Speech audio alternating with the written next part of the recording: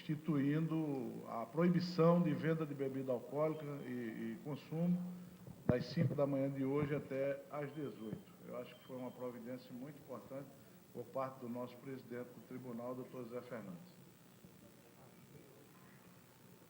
Presidente, um ouvinte da Rádio CBN ligou informando que foi votar e levou o filho, a criança, e foi impedido de votar, quer dizer, foi impedido de deixar que a criança entrasse com ele para votar. A ideia dele era mostrar para o filho o exercício cidadão, enfim. A minha pergunta é, essa orientação, ela é válida realmente para que as crianças não participem junto com os adultos ou não? Ela é válida.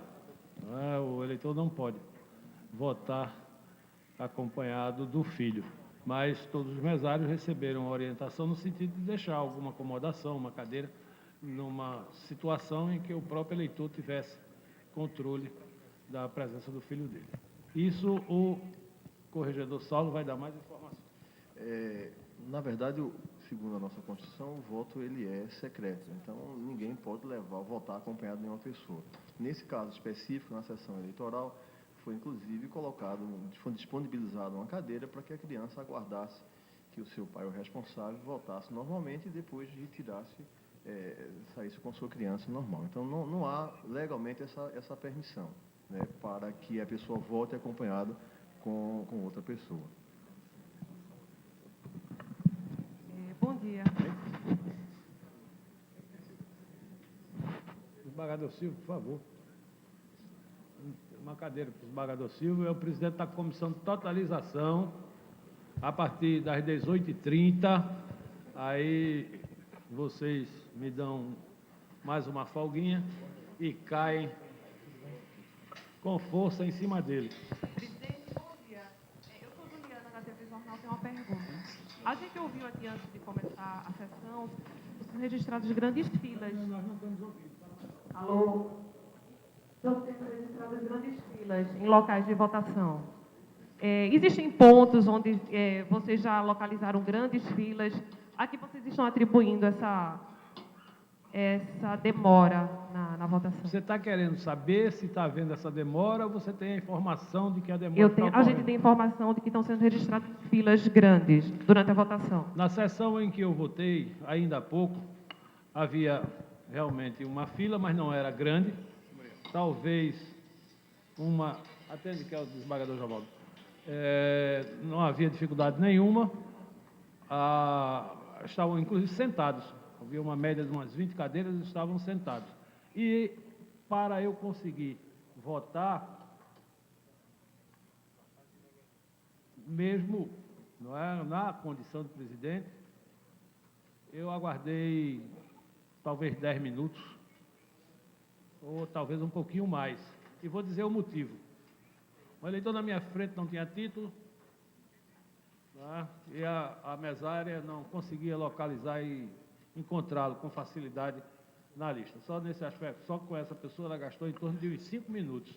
Mas isso era aquela história que eu vinha repetindo há muito tempo. O título vale, e vale é muito, tá certo?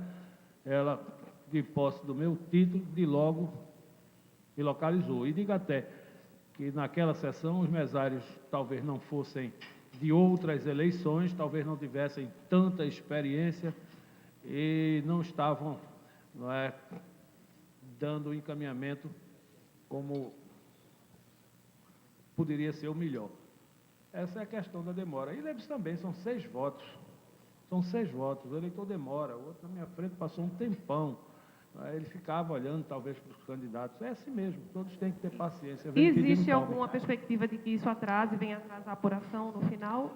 Olha, atrasar ou não atrasar não é significativo para o tribunal. Todos que estiverem no local de votação até às 17 horas vão votar. Mesmo que suar até 1h da madrugada, meia-noite, 11 horas, não interessa. O que interessa é assegurar o direito do voto. E que no final se tenha uma apuração tranquila, segura, limpa, transparente, coerente, que se dê à sociedade o resultado daquilo que ela efetivamente votou. Essa questão de demora, ninguém deve estar se incomodando para isso. A rapidez é muito importante, mas a qualidade também tem que andar ao lado. Presidente, bom dia. Com relação às 26 urnas trocadas... Aqui? as urnas trocadas, que foram trocadas. Qual foi o local onde teve mais urnas trocadas? Isso aí o secretário Cássio pode informar, porque eu não tenho esse dado, não.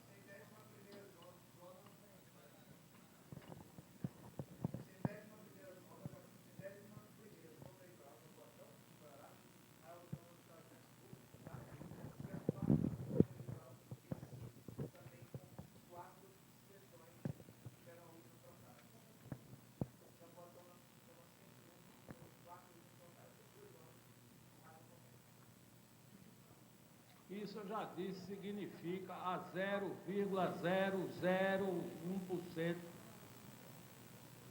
das urnas do Estado. Isso é insignificante, isso é menor do que um sopro. O que interessa é que todas elas estão funcionando, todas as sessões funcionam normalmente nas urnas eletrônicas. Agora, eu queria dizer para os jornalistas que este é o momento de fazer perguntas com relação à segurança pública, não é, no Estado. Não é? Agora fica até tranquilo, feliz e radiante, porque se vocês não têm pergunta para fazer para todo o staff da segurança pública que está envolvida neste processo de eleição, é porque realmente não está ocorrendo incidente nenhum, tá certo? Está tudo tranquilo, tudo em paz, graças a eles, e não é, nós vamos terminar o dia na mais absoluta tranquilidade. Mas vamos, massacrem os homens. Bom, presidente. Saiam com pergunta, quantos policiais no Estado, qual é a Polícia Federal, como é que está atuando, tem polo, tem quantos policiais, tudo isso é importante. A urna é o de menos. Presidente, há uma informação sobre essa ocorrência lá em Santa Cruz de Caparibe. Queria saber se, na verdade, foi um candidato a deputado federal que estava fazendo compra de votos. Eu passo ao secretário da Massa. Cara, que bronca.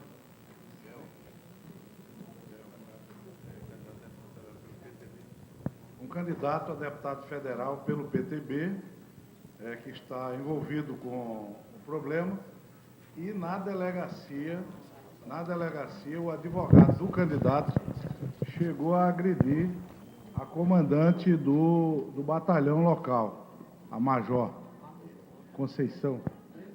A Major Conceição. E por essa razão também o advogado foi preso em flagrante.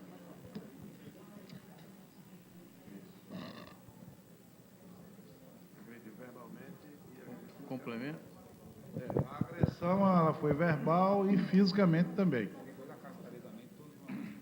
Agora, com relação à falta de perguntas relacionadas à segurança pública, eu acho que o tribunal já fez uma divulgação muito boa, nós também fizemos, né? Temos hoje algo em torno de 20 mil policiais trabalhando em todo o Estado, envolvendo aí a Polícia Civil, Militar, Corpo de Bombeiros, Polícia Federal, Polícia Rodoviária Federal e a Polícia Científica nossa também, que está de prontidão, né? Então, fizemos um trabalho preliminar de inteligência policial também para detectar possíveis locais onde poderíamos ter problemas com determinados candidatos ou grupos políticos e esse trabalho de inteligência foi feito e nós reforçamos o policiamento nesses locais. Já me perguntaram antes e eu disse que não iria falar quais locais, até mesmo para não atrapalhar o trabalho que está sendo desenvolvido ainda e também para não estigmatizar aquele município, aquela zona eleitoral. Bom, confirmada essa informação de que um candidato da cidade de Santa Cruz de Caparibe, um candidato a deputado federal, foi detido por compra de voto e que teve problemas na delegacia com agressões verbais. Essa informação foi confirmada aqui na coletiva, lembrando que a votação ela segue tranquilamente, até agora nenhum registro de votação em papel. Aqui na região metropolitana do Recife houve um problema de urnas quebradas, uma no Estádio do Esporte e 4 urnas em Jaboatão dos Guararapes. Agora, salientar que as grandes filas continuam, como foi dito pelo presidente do TRE no início da coletiva, que é importante que as pessoas levem a cola, a fila para facilitar o tempo de votação. também quanto a levar o título de eleitor e documento, também acabar ajudando na agilidade. E teve um registro interessante em relação ao tempo de permanência em frente a uma urna. Em um dos colégios aqui no Recife, para você ter ideia, uma senhora passou quase 10 minutos para votar. E isso, lá na frente, pode ter um problema no atraso de encerrar a sessão. De volta com você, Pedro Paulo. Já já a gente volta com mais informações direto do TRE. Ok, aí o Alexandre Farias acompanhando essa coletiva aí, né, direto do Tribunal Regional Eleitoral de Pernambuco. Eu estou vendo um site aqui, o que é que está dizendo? Candidato a deputado de Pernambuco tem pena suspensa até julgamento pelo Supremo Tribunal de Justiça. Que candidato é esse? A primeira turma do Supremo... Não sei não, isso aqui não... Quem foi que colocou isso aí? É exatamente o que Alexandre estava falando agora há pouco. Muito obrigado pela informação. Pode voltar aqui.